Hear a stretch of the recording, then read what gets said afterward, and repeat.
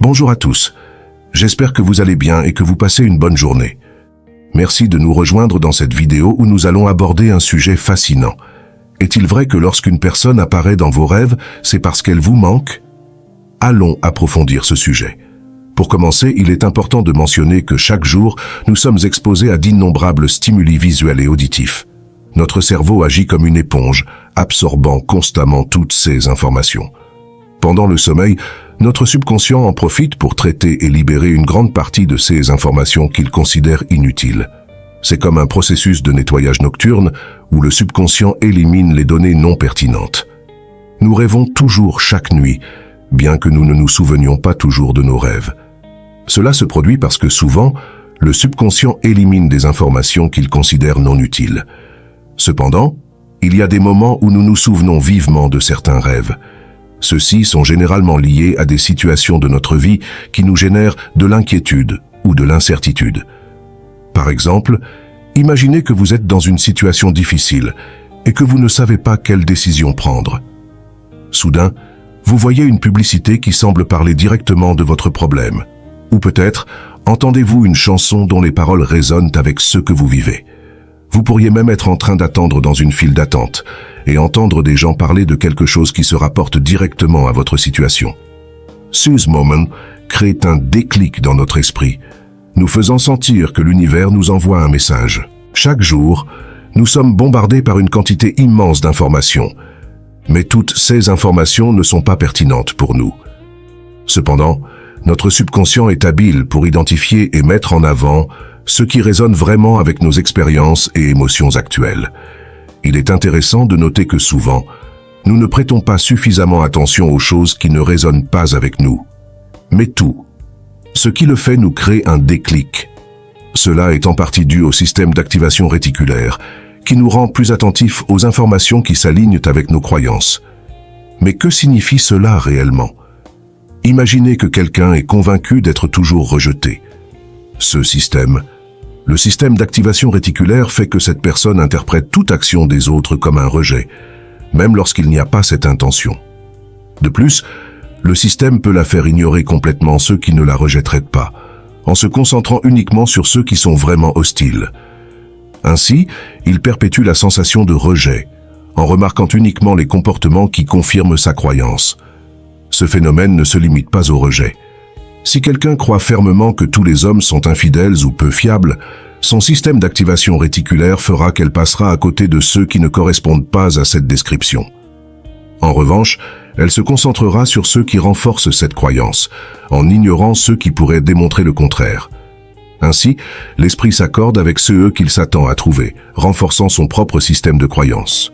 Avec cela en tête, nous pouvons mieux comprendre comment notre système de croyance et le système d'activation réticulaire influencent l'interprétation non seulement de nos rêves, mais de tout stimulus que nous recevons. Il est crucial de se rappeler que la manière dont nous interprétons la réalité est profondément liée à ce que nous croyons. Revenons au sujet des rêves. Nous pouvons voir que le même principe s'applique. Lorsque nous rêvons, nos expériences oniriques sont également influencées par nos croyances.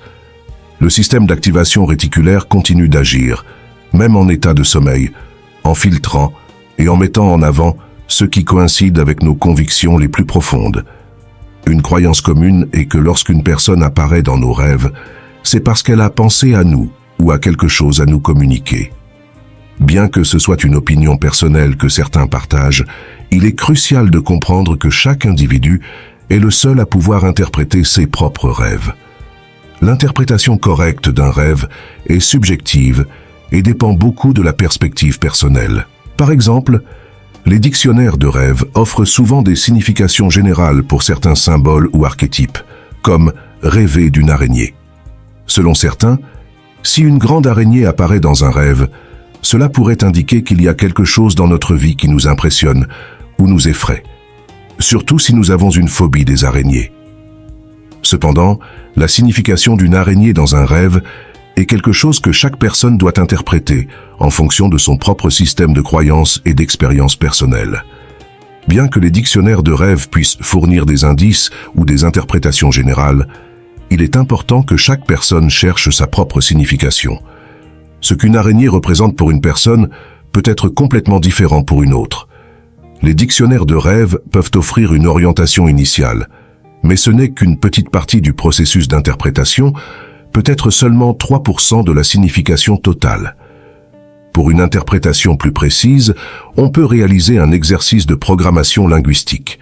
Cet exercice aide à identifier ce que chaque élément du rêve signifie personnellement. En réfléchissant aux symboles et aux événements des rêves, nous pouvons obtenir une vision plus claire de ce que notre subconscient essaie de nous communiquer. En le faisant, nous pouvons mieux comprendre le message unique que chaque rêve a pour nous. Lorsque vous faites un rêve qui vous a profondément marqué, il est important de prendre certaines mesures au réveil pour capturer son message. La première chose que vous devez faire est d'écrire tout, ce dont vous vous souvenez du rêve dès que vous vous levez. C'est crucial car il est facile d'oublier les détails d'un rêve à mesure que vous plongez dans vos activités quotidiennes. Par conséquent, notez tout. Ce dont vous vous souvenez vous aidera à conserver ces informations. Après avoir écrit, prenez le temps de vous détendre. Trouvez un endroit calme et sans distraction. Asseyez-vous confortablement, fermez les yeux et concentrez-vous sur votre respiration. L'objectif est d'atteindre un état de calme et d'être complètement présent dans le moment en laissant de côté les préoccupations sur le futur ou le passé. L'esprit clair, répétez mentalement l'affirmation suivante plusieurs fois. Je suis l'essence de mon rêve. Ceci est mon moment présent. Cela vous aide à vous accorder au symbolisme du rêve. Ensuite, concentrez-vous sur les éléments principaux du rêve. Si par exemple vous avez rêvé d'une maison sombre, concentrez-vous sur cette image et répétez « Je suis la maison sombre. Ceci est mon message ». Faites-le plusieurs fois pour vous connecter profondément au sens du symbole. Ensuite, demandez au symbole « Quel message spirituel as-tu pour moi ?» Restez en silence et écoutez la première chose qui vient à votre esprit. L'essentiel est de ne pas trop analyser, mais de faire confiance à la réponse immédiate qui surgit. C'est similaire à un exercice d'association libre où l'on répond avec le premier mot qui vient à l'esprit en entendant un nom. Rappelez-vous que cet exercice ne consiste pas à chercher des réponses complexes, mais à se connecter à l'intuition et à permettre au subconscient de parler. En pratiquant cette technique, vous pourrez découvrir des messages précieux et personnels que vos rêves ont à vous offrir. Ensuite, il est essentiel d'observer et de réfléchir sur ce que votre subconscient essaie de vous communiquer à travers le rêve. Rappelez-vous qu'au niveau génétique et inconscient, il existe une grande attention à ce qui est exprimé et reçu. Si vous demandez au subconscient de révéler le sens d'un rêve avec l'intention adéquate, il est probable que vous obteniez des réponses. Il est fondamental de vous concentrer sur le présent et d'éviter les distractions. Assurez-vous d'être dans un environnement calme où vous ne serez pas interrompu et restez réceptif aux messages que le rêve essaie de transmettre. Supposons que vous ayez rêvé d'une personne en particulier. Dans cet exercice, vous diriez quelque chose comme « Je m'identifie à cette personne dans mon rêve ». Après avoir affirmé votre nom, par exemple, vous répéteriez « Je suis nom de la personne rêvée. Ceci est mon rêve ». Ensuite, vous pouvez demander au symbole ou à la personne du rêve « Quel message apportes-tu en apparaissant dans mon rêve ? Quelle leçon ou message spirituel veux-tu partager avec moi ?» En le faisant à voix haute, vous facilitez une connexion plus profonde avec le sens du rêve. L'essentiel est de faire confiance à la première réponse qui surgit dans votre esprit, sans trop l'analyser. Cet élan initial est souvent le message que votre subconscient essaie de vous communiquer. Lorsque vous ressentez cette sensation de connexion ou de déclic, vous aurez trouvé la réponse qui explique pourquoi cette personne ou ce symbole est apparu dans votre rêve. Cet exercice est une méthode pour trouver clarté et sens dans les expériences oniriques, permettant à chaque élément du rêve de révéler son but dans votre vie. Il est intéressant de noter que parfois, les rêves peuvent sembler prédictifs. Il est courant d'entendre des histoires de personnes qui ont rêvé de rencontrer quelqu'un dans un lieu spécifique et ensuite, dans la vie réelle, cette rencontre se produit de manière presque identique. Cela se produit parce que notre système nerveux est profondément entrelacé avec nos schémas de comportement. L'inconscient ne se conforme pas au temps de manière linéaire. Pour lui, le passé, le présent et le futur sont des concepts indistincts. Il vit dans un espace où le temps n'a pas la même structure que dans notre perception consciente. C'est pourquoi l'inconscient peut révéler des informations qui semblent anticiper les événements futurs. Étant donné que le système nerveux a une compréhension profonde de nos habitudes et routines, il peut prévoir avec précision certaines situations. Par exemple, il pourrait anticiper que vous vous sentirez d'une certaine manière un jour particulier en raison de facteurs hormonaux, ou prédire quel type de nourriture vous choisirez selon vos habitudes. Il peut également avoir une idée de comment vous pourriez vous habiller ou des activités que vous préférez faire le week-end. Ces prédictions se basent sur des schémas de comportement et sur la connaissance du modus operandi personnel.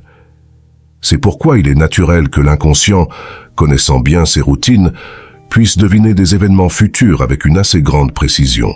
Il est important de considérer la pratique de techniques de programmation neurolinguistique comme un outil précieux. En prêtant attention aux rêves et à leurs symboles, nous pouvons obtenir une compréhension plus profonde de ce que notre inconscient essaie de nous communiquer. Les rêves sont une fenêtre sur le dialogue interne entre notre esprit conscient et le subconscient. Comprendre cette communication est crucial, car la partie consciente de nous est celle que nous croyons contrôler nos vies. Mais en réalité, c'est l'inconscient qui a le véritable contrôle. Apprendre à écouter et à communiquer avec cette partie de nous-mêmes peut être révélateur et bénéfique. C'est une manière fascinante de se connecter à notre sagesse intérieure et d'utiliser ces informations pour guider nos décisions et actions quotidiennes. Si vous vous trouvez à rêver de quelqu'un, il se peut qu'il y ait une connexion qui va au-delà du conscient. Cela pourrait se rapporter à la théorie de l'intrication quantique, qui suggère qu'il y a des liens invisibles entre les personnes. Si quelqu'un apparaît dans vos rêves, il est possible qu'il y ait une raison significative derrière cela. Quelque chose que cette personne souhaite vous communiquer. De plus, il existe différents niveaux de conscience.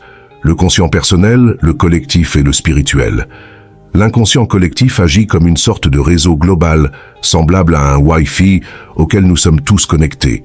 C'est pourquoi, lorsque vous avez quelque chose en tête, comme le désir d'acheter un Jeep jaune, vous commencez soudainement à voir des Jeeps jaunes partout.